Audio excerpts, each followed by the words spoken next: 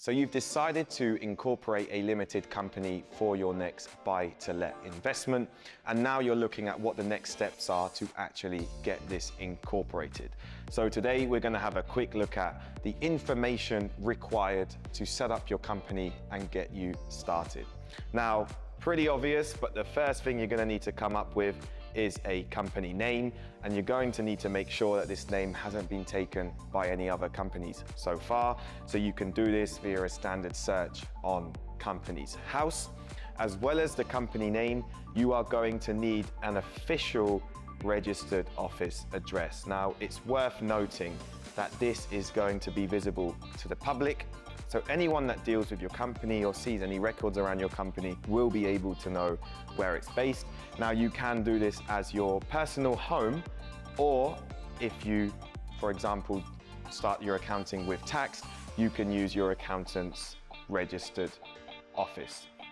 Now, as well as your office address, you are going to need to know the SIC code, which is essentially, it's known as your classification code for the type of business that you're in. So if you are looking to buy property and become a landlord, then your SIC code is going to be 68209. Now that is simply the rental of property. Now, as well as this information, we need to know kind of director and shareholder information. So are you the sole director, or are you opening this company with family, with friends? You are going to need to have all the director information. Now that is director full name, date of birth, nationality, address, national insurance numbers, etc. Now, as well as the director information, as just mentioned, you need to provide the shareholder information. So that is understanding how many shares you're going to have, how you want to split it. For some people, it's simply one share at £1. Some companies, the preference is to have lots of shares because they may decide in the future to sell parts of the shares for investment.